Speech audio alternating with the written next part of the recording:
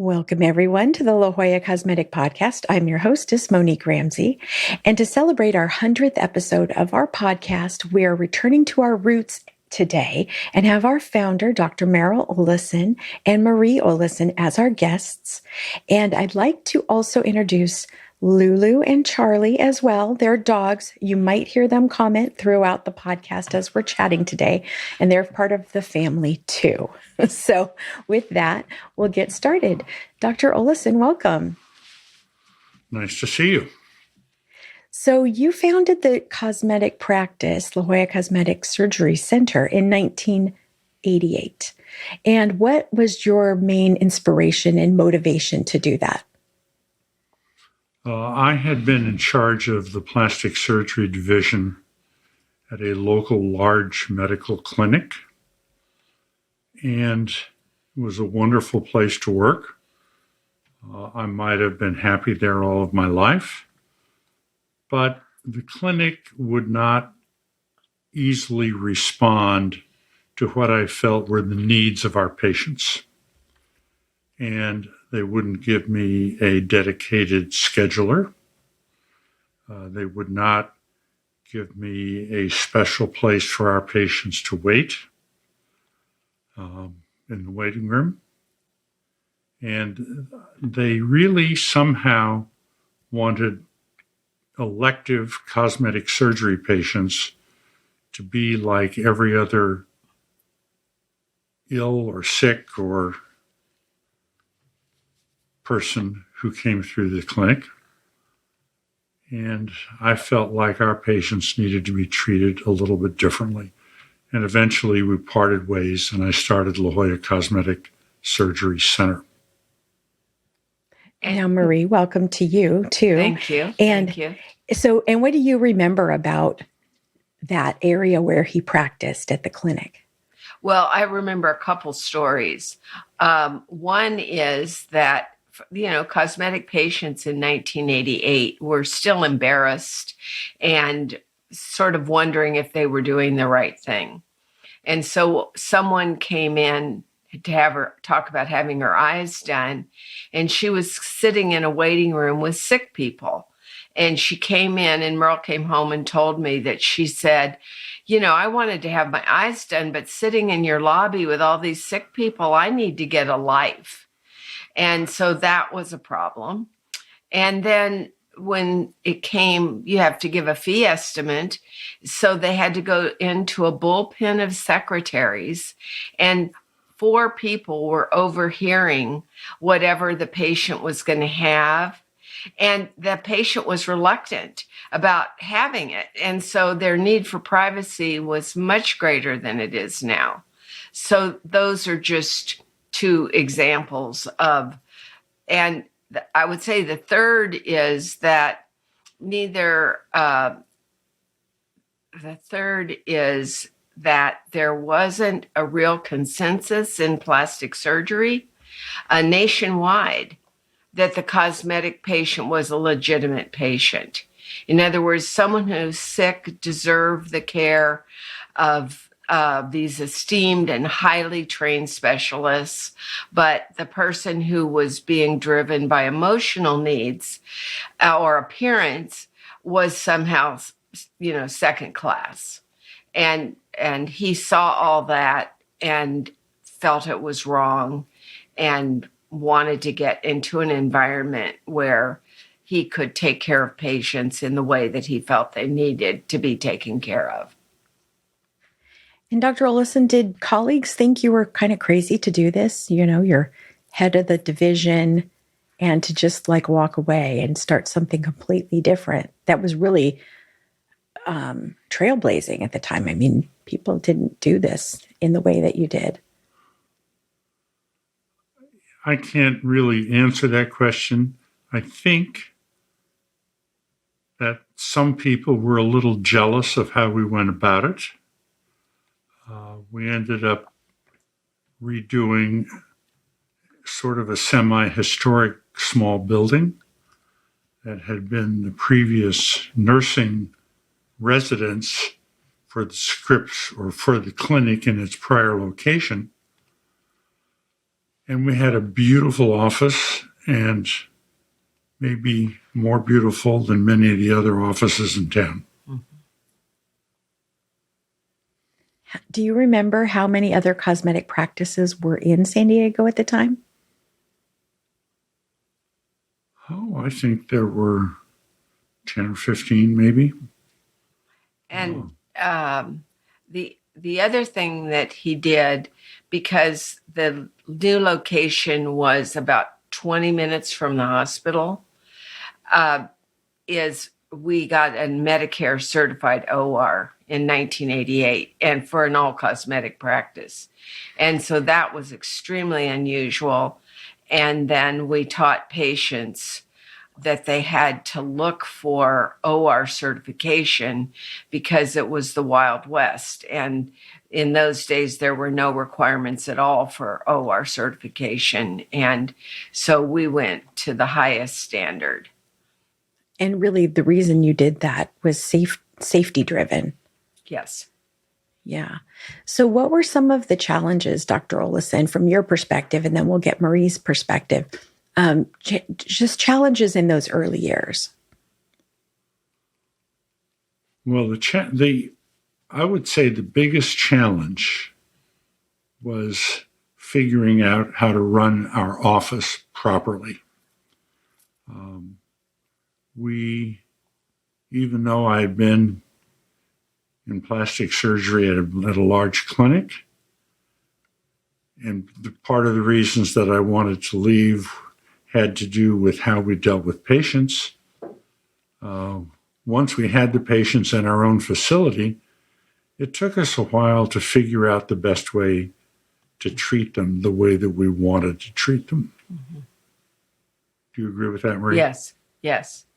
And I decorated this historic building to look like, I told the designer, a 1930s hotel, just a timeless. But we started advertising, which is another huge story. And somebody came in and looked at this gorgeous place and said, "I'm not paying for this." And I thought, oh my gosh, we don't even know who our patient is. And so we began surveying immediately in 1988. And we have been surveying the patients now for almost 35 years and using their feedback to tell us what they like and what they don't like. And then we try to fix what they don't like. So you perfectly segued right into my next question, which was, what was marketing like in 1988?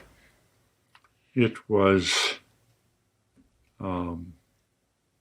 new. There were a lot of plastic surgeons who thought that it was not appropriate. We were not the first people to market in San Diego. There was another prominent physician who had marketed for maybe a year before we started. But we tried to market very ethically. And we tried to do essentially informational marketing that would just disseminate information about plastic surgery. One of our early ads, I was reminding him today, that headline was "Excellence in Plastic Surgery Takes Teamwork." And it was a picture of him with the anesthesiologist, the OR nurse, the clinic nurse, the patient coordinator, the administrator, to show, and there was then verbiage accompanying it, explaining all these specialties that were necessary to provide optimal outcomes and experiences for patients. And he knew instinctively that he needed his team to be happy and to be proud of what they were doing and their part in the total. And so he was never a me Tarzan, type leader. It was always teamwork. So with that marketing, I remember there was, obviously back then there was the yellow pages of people, you had the yellow pages and maybe you had some magazine ads or how did people find the practice? Back then, the medium that we used the most was the newspaper. Mm-hmm. And we just put small or medium-sized ads in the newspaper, and it brought patients to the office. We did a campaign, a countdown campaign, and it was the side of a surgeon's face operating. It said 30 days, 29 days. When we opened, we had 500 phone calls in those days. There was no internet. Then we realized we don't know how to answer the phone. We don't know what to ask them. We don't know what a patient coordinator does. We don't know what a surgeon is supposed to do in a cosmetic consult. I mean, it was all brand new. And fortunately, because we surveyed the patients or started surveying them, then we were able to ask questions and they were able to give us insights. And then we use those to come up with, what is essentially what we carry on today. So really, it's kind of you change the approach to marketing. I think beyond just your own practice, it's sort of, don't you think that sort of at the society level, the way you marketed helped, what do they say? A rising tide. Yeah. Floats all boats. Floats all ships or something. Yeah. Well, there was a moment back then, prior to when we started La Jolla Cosmetic, where the year or 2 or 3 or 5 before, marketing was really considered to be essentially almost unethical within the plastic surgery world. And he was called up before the California Society for our marketing. And he said, I feel like I'm on a Do You Beat Your Wife panel. There's no answer I can give you because you have decided that what I'm doing is questionable. And the fact is, a lot of the people who were advertising at the time were not board certified plastic surgeons. And lots of people move in and out of San Diego. So the people who were using marketing to make a decision in choosing a doctor, if all the plastic surgeons exited the field and refused to be visible in that medium, then the patient was going to choose all these wannabes. And we thought that was terribly wrong. And so our marketing was educational, it was elegant, and it worked. Yeah, and I think from what I remember, because I came at the end of 91, and in 92 or 93, one of the things that you did that was really different, and it was actually before the term was invented, infomercial. You guys did some 30-minute segments that you would pre-record and that ran on the local and Yuma cable TV stations. And those were really helpful because it would be the doctor talking either with a patient or there was a lady interviewing you to really get down into helping to, and again, because like you mentioned, there's no internet. So patients doing their own research, there wasn't a lot of tools out there to do your own research. So having that little TV show was really, I think that was another kind of trailblazing thing that you did. And it was all to, again, help patients make really good decisions. That was a moment in time when doing what we did worked perfectly. Mm-hmm. The return on our investment for doing those little TV shows was huge. And we've never, ever gotten back to that level of return on investment. It was like 50 to 1 or something. Yeah. Yeah. The other thing we did, Monique, was, and I don't know why I did this, but those days there were secret shoppers. So we hired a secret shopper and had her make appointments at our practice. We didn't know who she was. The staff didn't know who she was. And so make an appointment, come and have a consult. What did they receive? And what it was apparent, you made an appointment. Nobody acknowledged the appointment. You came for a consult. You might receive a fee quote. You might not. There was no follow-up. And somehow people still operated despite those, very lousy systems. But we decided, okay, if you make an appointment, you're going to get a letter in the mail in those days from the doctor thanking you for making the appointment and looking forward to meeting you and helping you. There would be calls and follow-up notes from the coordinators. And we just really distinguished ourselves as a practice that communicated openly and readily about something that, again, in those days, people were still really pretty reluctant to be discussing. So at what point, Dr. Olesen, did you decide, I want to have a partner or partners, be a group versus being just a solo practitioner?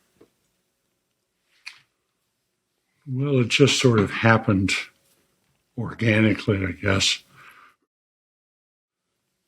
A young lady came to us who was a trained plastic surgeon, but had basically quit to have children. And so she wanted to re-enter the market. And so we let her try. And over time, she became one of the very best surgeons I've ever seen. And then she just retired after 34 years. And Lori Saltz. Right. Yeah. And then as we got busier, there came a time when we just needed somebody else there.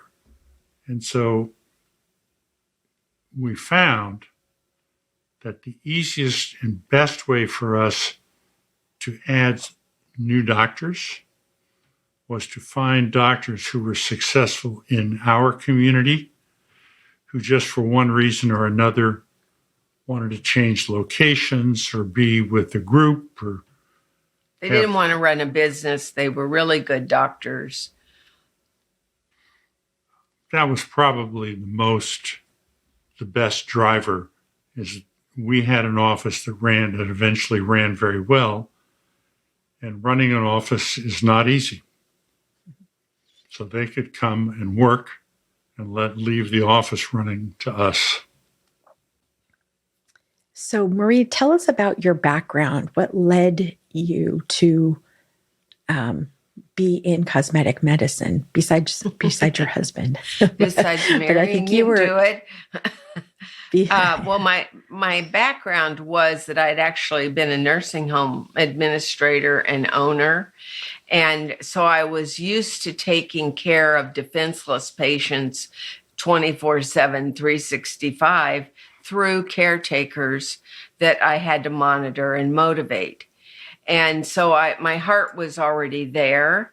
My own personal mission statement since high school had been that I wanted to help good doctors take better care of patients. And so when he left the clinic where I could play no role as a spouse, then and starting the center, there was a lot of things to be done.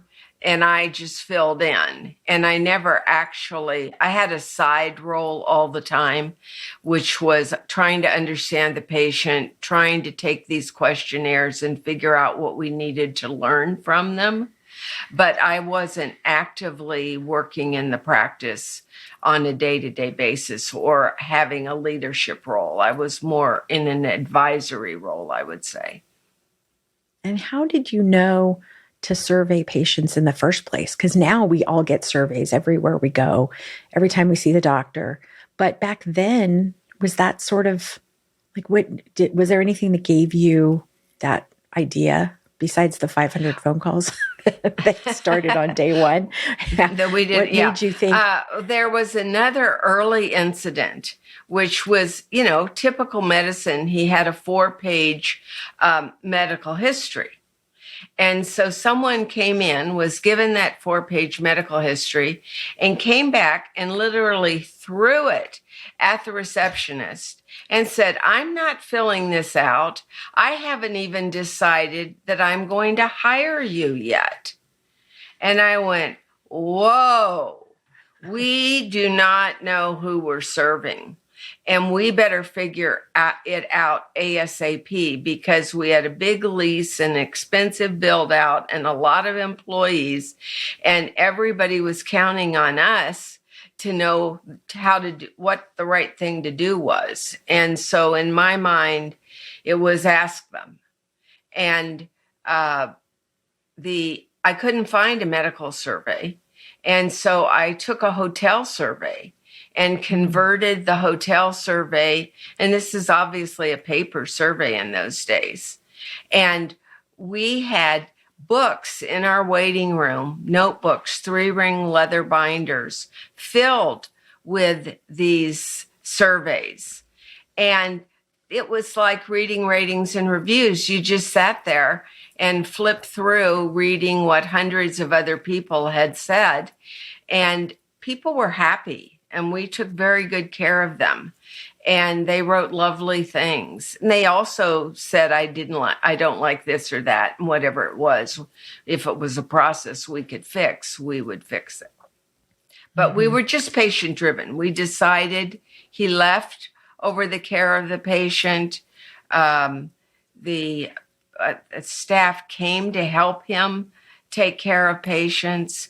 And so we were all joined in, then let's find out what the patients want. And since nobody in the industry seems to know, let's find out ourselves and then act accordingly. If you go back to my original thing about wanting to help good doctors take better care of patients, when you get to hiring of your staff, you need to be sure that your staff have the same values you have. And so it took me a long time to figure out, to ask them why they were choosing to come into medicine. In other words, somebody could be a receptionist anywhere at an office. Why do you choose to work for a doctor? And what the underlying story that I hear from them is, like myself, I wasn't going to be a physician, but I wanted to be around medicine and I wanted to be part of medicine. And so we do a great deal, and the ratings and reviews really help this, to encourage the staff to put their hearts into their work with the patient, and for them to give of themselves in ways that many offices would not give them permission to do. And I think it's part of what creates the magic of the patient experience and of the long-term employment history that we have with so many people. Mm-hmm. So, Marie, I know one of your favorite movies is Moneyball. And when the book came out, the movie came out for many reasons. But there's a quote from that movie that says, "The first guy through the wall, he always gets bloody." Did you ever feel like that? That's funny that you would ask that. I would say we just knew we were out there alone. People did not understand what we were doing, but buoyed by the fact that we were doing what the patients told us to do, then we didn't really question ourselves. We felt we were being guided. And later I remember one of the plastic surgeons in town, who at first were horrified that we were advertising, said to us, that I really respect you guys, because you really teach people how to choose a plastic surgeon, and all of us are benefiting from that. And so I don't know if that's a complete answer to your question, but Well, I think anytime you're a trailblazer, you're going to make mistakes, and it's going to be more evident, and you're going to make successes that are more evident because nobody else is doing it. So I think it's really interesting. Now, in the early 90s, plastic surgery was really changing quite a bit, and a lot of that was driven by the breast implant kind of scare / crisis when the FDA said no more breast implants from silicone gel for right now. And so did anything in that experience or that environment change how you approach to the patient experience? Well, it was a bad time. A lot of our income and work related to breast implants. And, it hurt us for a while, but gradually things improved and we did other things, other surgeries. Well, the big thing that happened, we had this huge overhead, and all of a sudden we have half the patient activity. And Merrel said, look, if I'm not operating, nothing comes from nothing. So we need to figure out how I can keep operating, even if it's half the cost. But then work will come from the work I do. And so we just became very open. And I can remember we came up with a little line of how patients pay. Oh, they pay with checks and credit cards, and 2 credit cards and a check. And we offer payment plans, and just to make it so that they could then feel comfortable discussing their personal finances and how they were going to pay for what they wanted. Mm-hmm. Now, something else that happened, I think, right around that same time was you started creating a computer program or a software program in the office, and that turned out you took it to be a company, and other doctors used it. It was called Inform and Enhance. And my recollection of that time was really, with all the craziness with the breast implant crisis, looking at your informed consent process was sort of like these photocopies of some other photocopy. And it was, very generic and really didn't explain the process to the patient. And so I remember you, Dr. Olesen and Dr. Saltz, writing out for every procedure that you did, all the risks and the post-op instructions and the healing instructions as you get into going back to life after your surgery. And I think at that point, that was a really big thing. I mean, you had written it only for our patients, but then I think some of your colleagues thought that was a pretty good idea. Well, if you recall, Monique, we had 200 Word documents, and using the technology at the time, it took 20 minutes to put all the pages together in the order that we wanted them. And someone came and said, we've heard about your pre-op books. A doctor in New York, one of our patients, had mailed her pre-op book to her friend because her friend didn't get a pre-op book. And so we decided, okay, let's hire a programmer. And we said, you don't want it the way we have it. Let us see if we can get it into a format that you could use. And because it greatly enhanced patient satisfaction, reduced phone calls.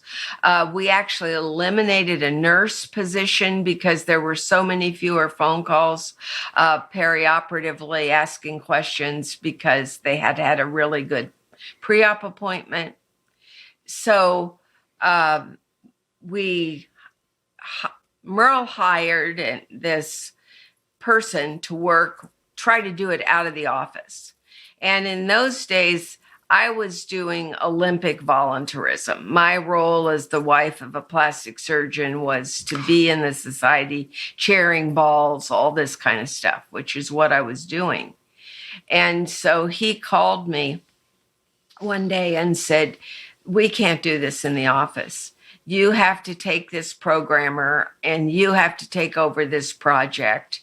And, here it is. So I'm not a crier.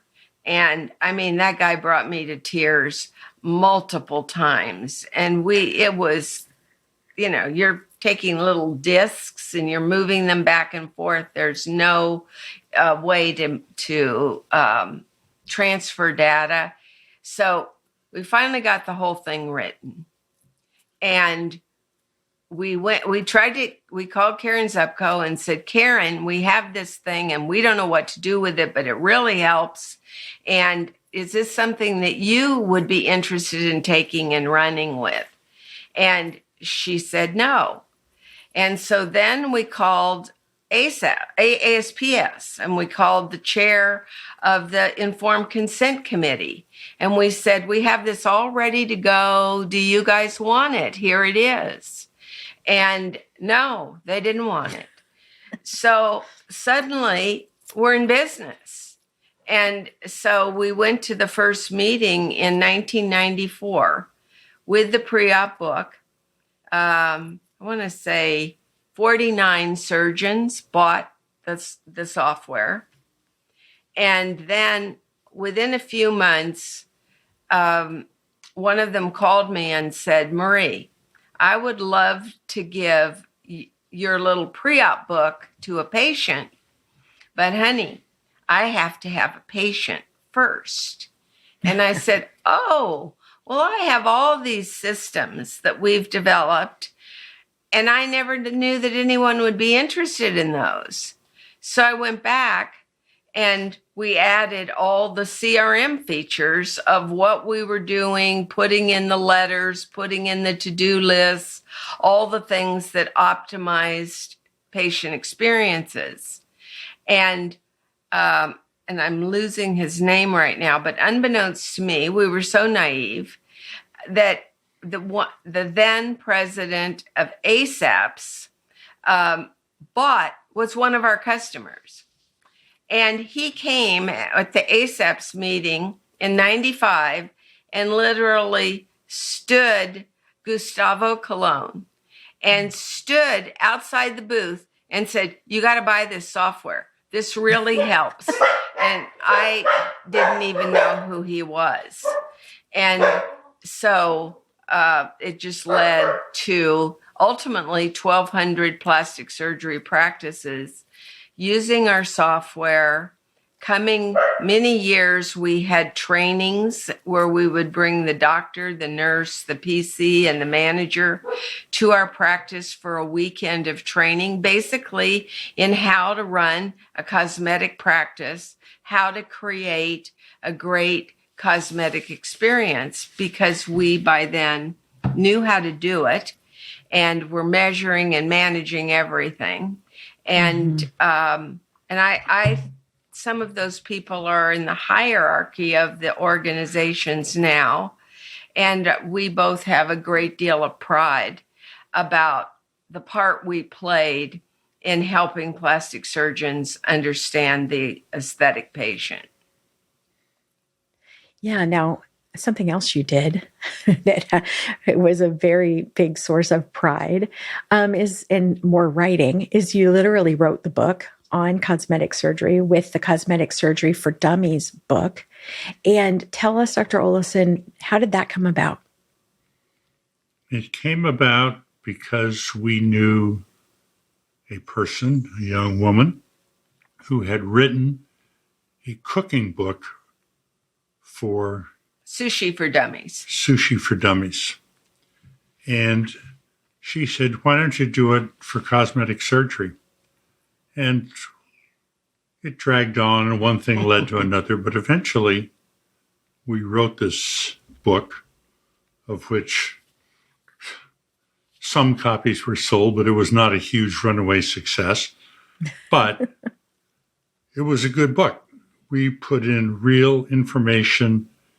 And if somebody read the book and wanted plastic surgery and they followed what we suggested, they were able to find the right doctor in the right circumstances. We taught about medical specialization and training. And I say I did 34 pages on how to choose a doctor, ending with the recommendation they choose someone from ASAPS, because ASAPS had a significant vetting program to ensure competency in cosmetic procedures. And, but that many books didn't sell, and 34 pages is far too complicated. And so it was fun to do. It's a nice thing to hang on our wall that we did. But it was at that point I realized that we really, it wasn't enough to help good doctors take care of patients. You also had to help the patients find the good doctors. Mm-hmm. Sort of a matchmaker, right? Mm-hmm. Mm-hmm. So would you say that same thing? Okay, that was in 1995. No, excuse me, 2005, Mm-hmm. right? 2005. Mm-hmm. Would you say that same thing now in 2023 of how to choose a surgeon? Yes, most of it is very much the same. There's a little more variety in the specialties that do certain procedures, like liposuction is now done by facial plastics, or and even by some OBs. But for the key procedures, yes, it's important to know the training and to look at before and afters and to see if the office is clean and know how you're treated by the staff and whether they follow up and do what they say they're going to do. So lots of little clues along the way about post-op when you're going to need them is, are they going to be there for you and in an organized way?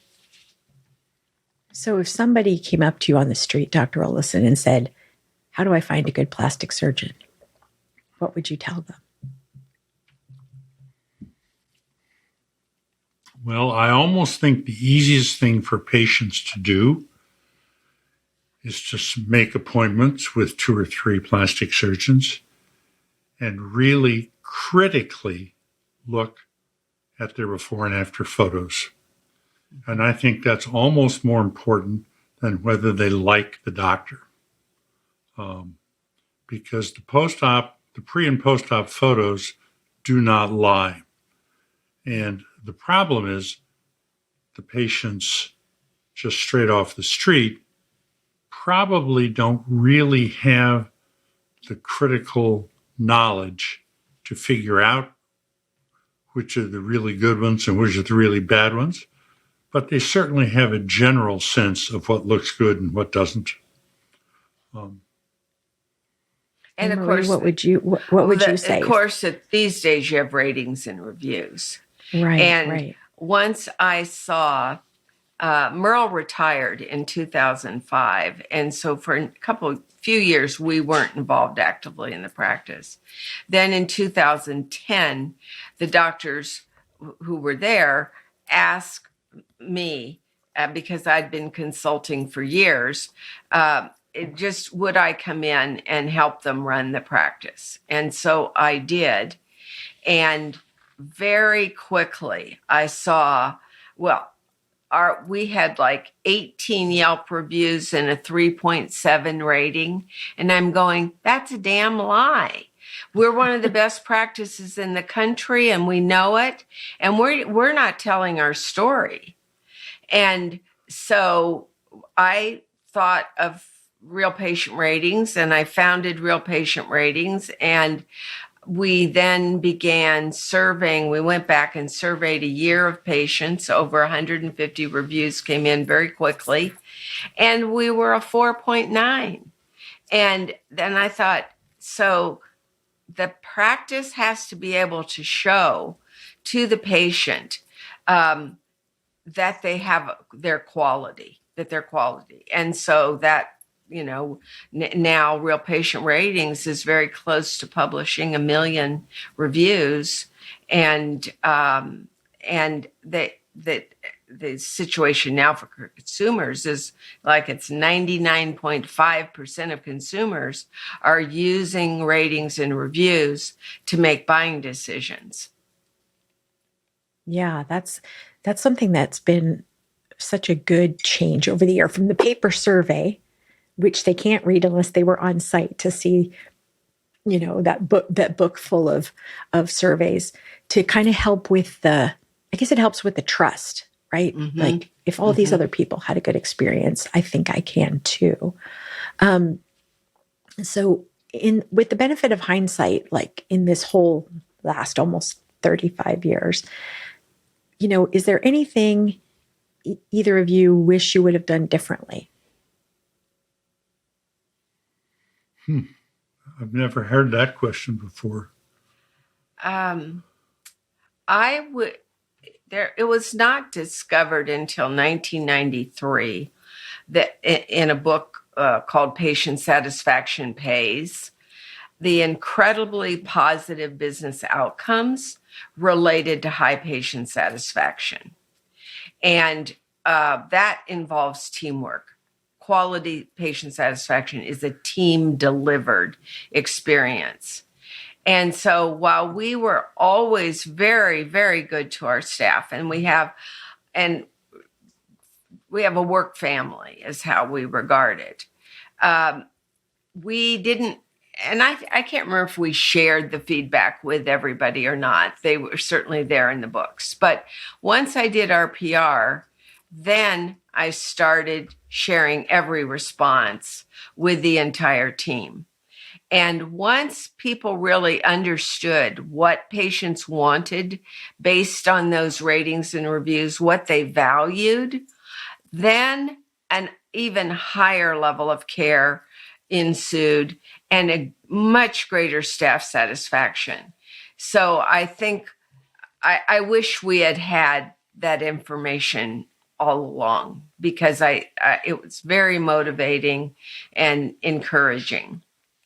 You brought up earlier that you were kind of the queen of chairing different balls or different benefits around the community. You were very actively involved in the community. But really, volunteering has been something, or I should say, charity work and volunteering have both been kind of a keystone of the practice. And so, Dr. Olesen, I know that you used to go to Mexico. Can you tell everybody a little bit about what you did there? On a strange, random encounter at a party, I met a nun who I talked to her, and she turned out to have been a twice divorced mother of 7 who had been at the penitentiary in La Mesa in Mexico. In Tijuana. South of Tijuana. And she had decided that she really wanted to help them. So she showed up at the door of the penitentiary and said, "I have been sent to help." And this was after she'd gone out and tried to get an appointment or be able to join an order. And the bishops in Los Angeles and San Diego turned her down. So she went out and bought a habit and showed up at the penitentiary and said, "I have been sent to help." And she moved into the penitentiary and slept on a concrete pallet for quite a period of time. And eventually she wanted to be able to rehabilitate prisoners when they were going to get out. And they had little tattoos and facial blemishes that she wanted to help get rid of. So when she found out I was a plastic surgeon, she said, "Would you come help me?" And I said, "Sure." So for about 10 years, Maria and I went down once a month and did any small operation that we could do under local anesthesia. He did one adult cleft lip. That was probably your most fun. Yeah. And we even brought one patient across the border to the hospital and got the hospital to donate services and the anesthesiologists to donate services. And we took a young woman in conjunction with an oral surgeon. She had fallen from a second-story building at age 2 or 3, and her jaws had fused to the skull, and she could not move her mouth at all. Anyway, we fixed her up, got her functional again. 10 or 15 years later, she found me when I was working at the clinic, and in the meantime, she'd become some kind of minor movie star. And she was functioning perfectly. It was wonderful. Marie, what do you remember about going down on those days?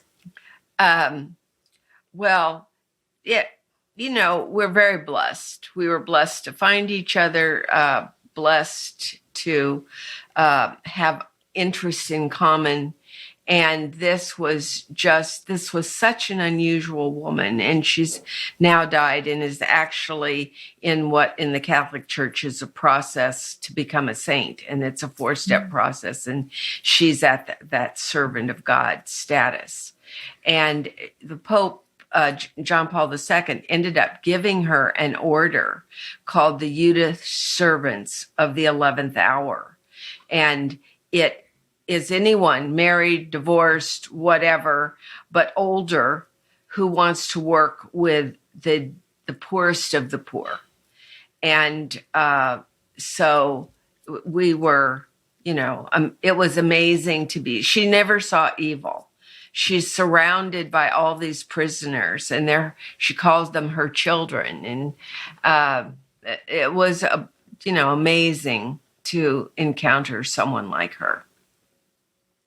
And then the practice really, we've always supported local charities like Las Patronas because they do so many good works around San Diego. But tell us a little bit about why that is important in the practice. Well, if you think about it, it's less so now, but there's still an element of it that people who are doing something for themselves feel slightly guilty about that investment in themselves. And if the organization with which they're choosing to have their work done has a component of giving to the community, I think that's meaningful to them. And we've done it since the beginning. And we weren't as public about it initially, but later when it became apparent that really consumers wanted to know this information, then we became much more public about our giving. And we give to Humble Design, which is a national organization that takes people helps homeless off the street and puts them into apartments, and we help the food bank, and we help arts organizations. It's a wide variety of things that are meaningful to us and meaningful to the community. Okay, I'm going to throw you for a loop now. Dr. Olesen, if you could go back to any time in your career, any moment, when and where would you go?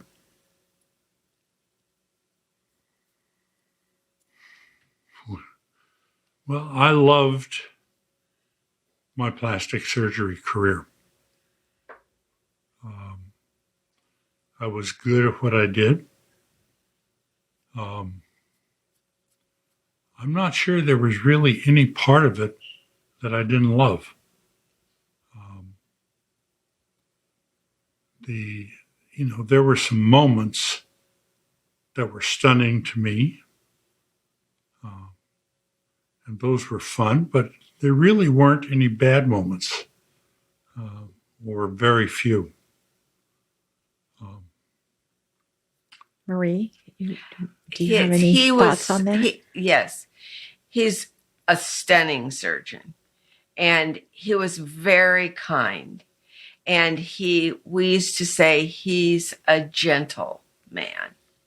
And the maddest that he would ever get when something happened in the office, he would go, "How can this be?" But it was never yelling at people, demeaning people. In fact, he asked a couple of surgeons who joined us to leave because their behavior toward the staff was hierarchical or inappropriate or whatever. So he did work that everyone could admire and headed a culture that everyone loved being part of. I would say the most magical moment, I had reconstructed a patient's nose where she was missing the end of the left side of her nose. And I reconstructed it using forehead flaps, etc. And she was from out of state, and I forgot about her. And maybe 10 years later, she came to my new office and walked in and asked to see me. And I went out to see her, and she looked totally normal. And she had looked very unnormal when I started, and I could not see any deformity, and it was thrilling. Oh, I bet. That's a huge impact for somebody, for you to see, that what it changed her life completely. Mm-hmm. And I think, looking at all the opportunities for hundreds, if not thousands of others to serve patients through, your inventions, I guess, with Inform and Enhance and with real patient ratings and just kind of bringing the level up. So what would each of you like to see as the future of La Jolla Cosmetic? Well, I think I'd like to see them continue doing what we're doing now. I think we've gotten the ability to serve the patient, the ability to get very good results, and the end result of making it a very happy workplace is really at a high level. And we have the listening systems to find out when they're changing. I say when we started all this, I could be the mother of our patients. Well, now I'm the grandmother. And so how do you know what they're thinking, what they want? You just have to constantly be asking. And I think that to the extent that any surgeon doesn't really understand how powerful teamwork is in creating great experiences, I wish more of them understood it. And I wish more would measure and manage based on that information. There's still, to my mind, too much fear and manipulation of ratings and reviews when just having better patient care and communication systems is the greatest protection to quality and will help grow the practice.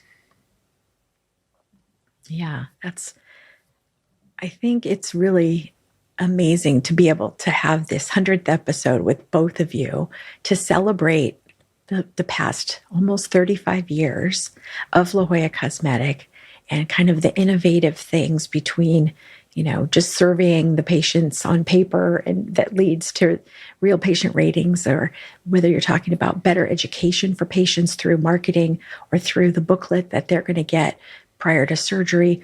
All of those different touch points around, have made it a very wonderful first 35 years. And,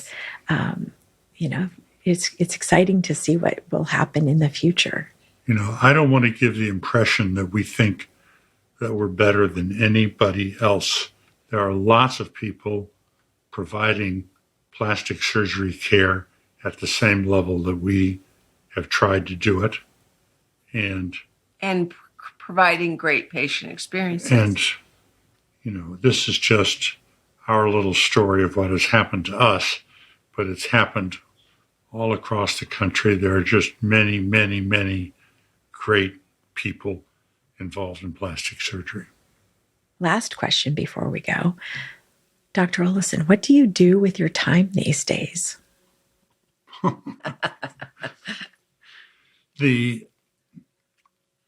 My main recreational activity is I have become a duplicate bridge player.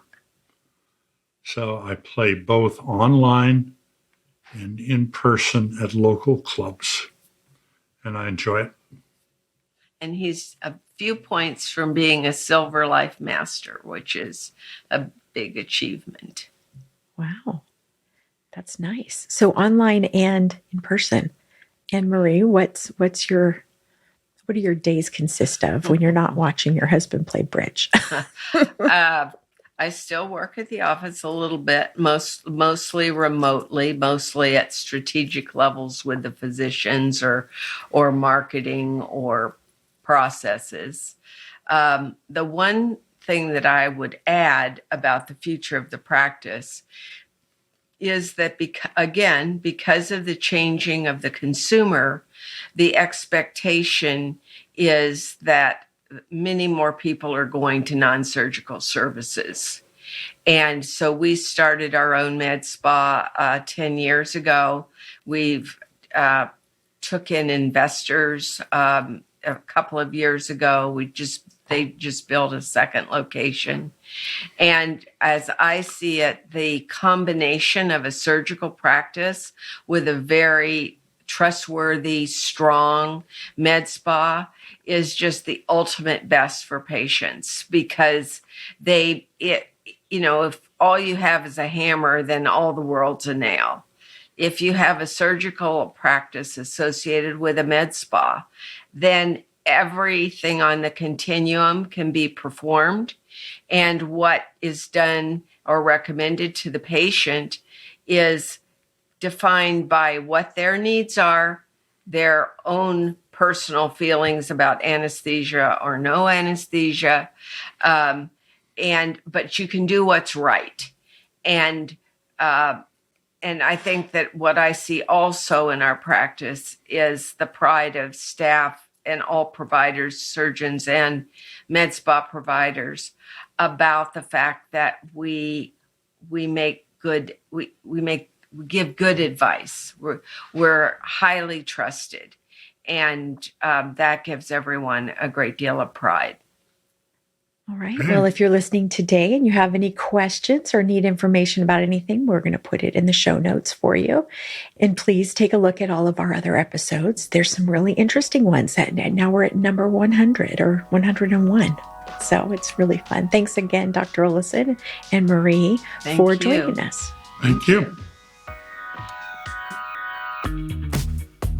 Take a screenshot of this podcast episode with your phone and show it at your consultation or appointment, or mention the promo code podcast to receive $25 off any service or product of $50 or more at La Jolla Cosmetic.